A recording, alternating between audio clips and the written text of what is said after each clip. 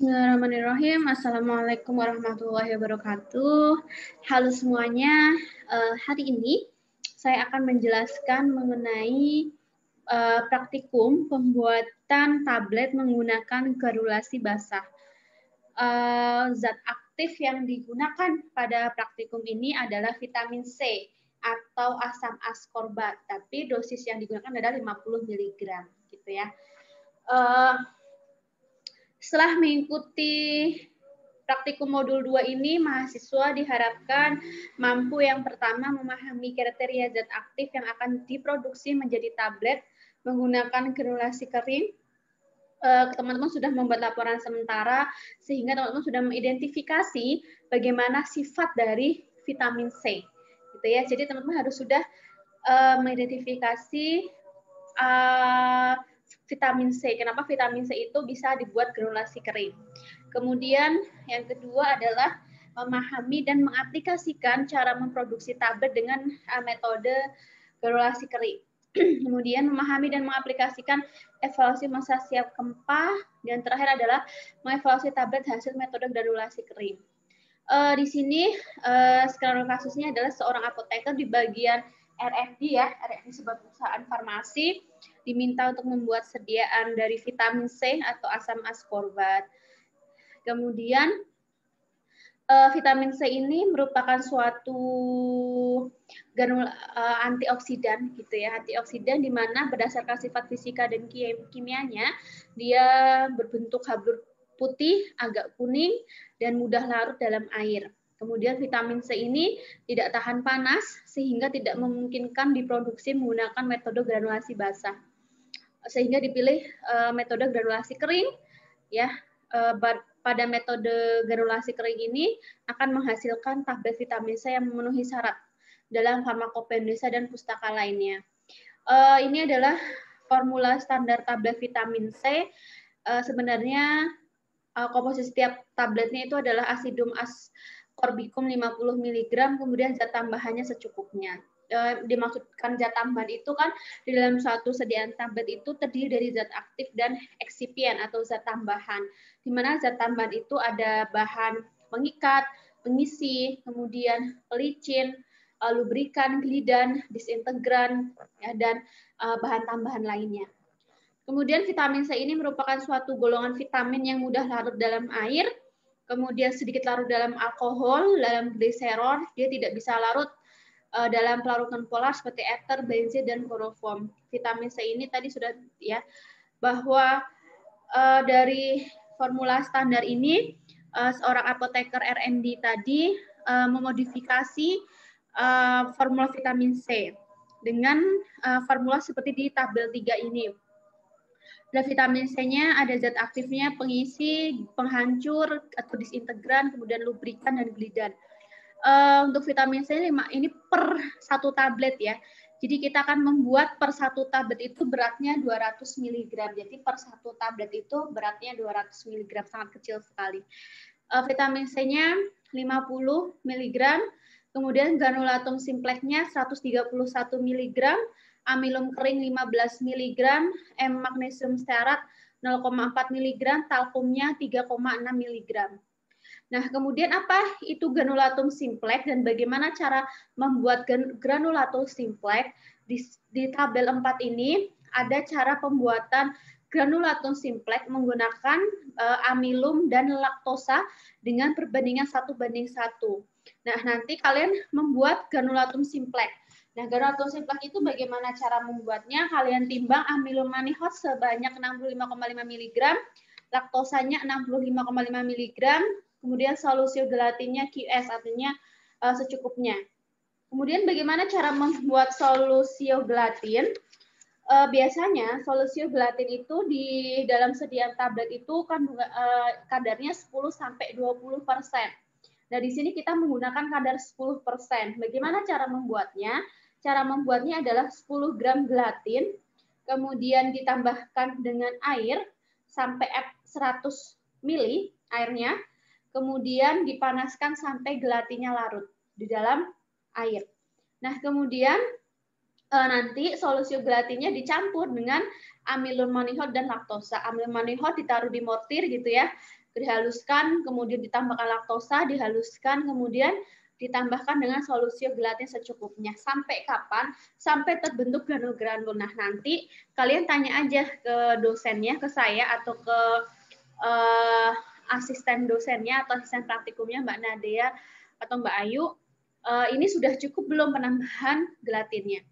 Nah, nanti ini granulatum simplex-nya dimasukkan ke campuran ini tapi dengan 131 mg.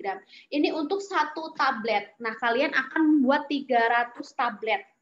Ya, ini bukan 100 tapi ya kalian membuat 300 tablet. Sehingga jumlah ini semua dikalikan 300. Begitu ya. Jumlah ini semua dikalikan 300 tablet. Berarti sama dengan ini. Ini juga dikali 300 tablet, dikali 300 tablet.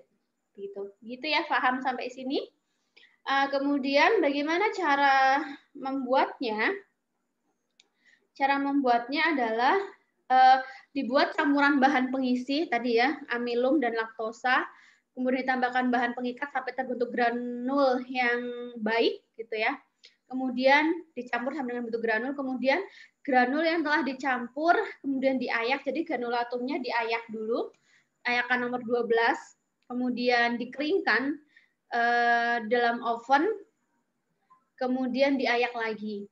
Nah, hasil ayakan itu ditambahkan dengan vitamin C, ya, kemudian amilum kering, dan magnesium stearat dan talkum. Kemudian dicampur jadi satu secara homogen di kemarin pakainya toples, kalau enggak boleh pakai mortir gitu, dicampur, kemudian setelah menjadi bentuk granul yang bagus, dimasukkan ke dalam diuji evaluasi fisiknya. Untuk evaluasi fisik granulnya sama dengan praktikum yang kemarin ya, diuji waktu alir, sudut diam, dan pengetapan. Untuk sudut diam, untuk waktu alir, itu waktu alir granul yang baik itu adalah kurang dari 10 gram per detik. Itu waktu alir yang baik. Kemudian sudut diam yang baik itu adalah 25 derajat sampai 45 derajat. Kemudian pengetapan yang baik adalah kurang dari 20%. Gitu. Setelah dilakukan uji granul, kemudian dilakukan granul dikempa menjadi bentuk sediaan tablet. Ya, mudah-mudahan tablet yang terbentuk itu tidak rapuh ya, sehingga nanti sisa tabletnya itu bisa digunakan untuk salut gula, harapannya.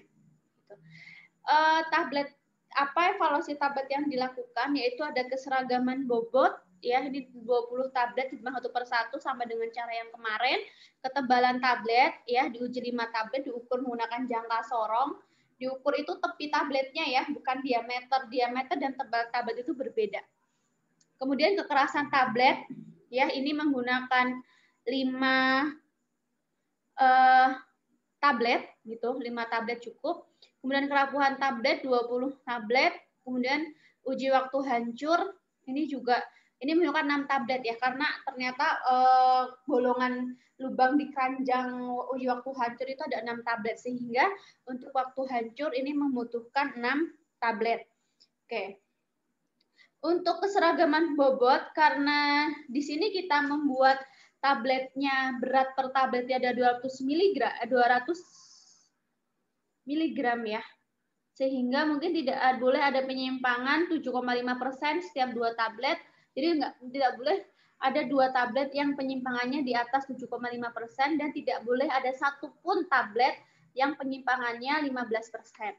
Kemudian untuk kekerasan di sini batas kekerasan adalah 4-6 kg. Untuk kerapuhan, ini kerapuhannya itu tidak boleh lebih dari 1% tablet yang baik. Kemudian untuk waktu hancur tablet itu tidak boleh melebihi 15 menit. Gitu. Itu adalah spesifikasi yang kita harapkan untuk pembuatan, untuk evaluasi tablet dan untuk evaluasi granul. Gitu. Caranya sama teman-teman seperti kemarin evaluasi tablet dan granulnya, yang berbeda hanya pembuatan tablet vitamin C-nya. Gitu. Gitu ya. Ini juga ayakannya ayakan nomor 12 juga ya. Oke. Terima kasih semuanya. Mudah-mudahan kita diberikan kelancaran dalam melakukan praktikum vitamin C. Kemudian tablet yang dibuat merupakan tablet tidak mudah rapuh, sehingga dapat kita gunakan untuk praktikum tablet salut gula pada pertemuan selanjutnya. Sehingga ketika salut gula kita tidak perlu membuat sediaan tablet inti lagi. Begitu, terima kasih dari saya. Apabila ada pertanyaan dalam praktikum, nanti silakan ditanyakan ketika praktikum, bisa ditanyakan ke saya langsung, atau bisa ditanyakan ke asdosnya langsung. Dan perlu diperhatikan ketika perhitungan, jadi ketika menghitung itu sudah di rumah, jadi ketika dilihat hanya tinggal menimbang gitu ya. Jadi ketika di rumah itu sudah menghitung-hitung, ingat ya, ini yang tercantum di tabel ini adalah berat satu tablet. Ya, nah kita akan membuat 300 tablet sehingga semuanya dikali 300 tablet. Ya, jangan sampai lupa. Kemudian cara pengadukannya, artinya cara pencampurannya itu juga perlu diperhatikan, terutama cara membuat granul simpleknya. Ya, membuat granulatum simpleknya itu juga perlu diperhatikan. Jadi ketika membuat granulatum simplek, kapan status disolusio gelatinnya itu cukup, itu nanti silakan tanya ke asdosi atau ke dosennya gitu ya, karena ini akan mempengaruhi sekali dalam tablet yang dibentuk. Oke, terima kasih semuanya, mudah-mudahan paham. See you tomorrow, sampai jumpa di praktikum ini, mudah-mudahan dapat menambah keilmuan teman-teman semuanya. Tetap jaga kesehatan, tetap patuhi protokol kesehatan, karena aktivitasnya padat, tolong teman-teman dijaga badannya fit, tambah dengan imunobooster gitu ya, vitamin-vitamin gitu supaya tidak supaya ada tambahan vitamin dari luar tubuh kita sehingga tubuh kita insya Allah selalu fit. Begitu, kita mendoakan semoga mudah-mudahan kita semua dalam keadaan yang sehat selalu. Terima kasih, saya akhiri. Wassalamualaikum warahmatullahi wabarakatuh.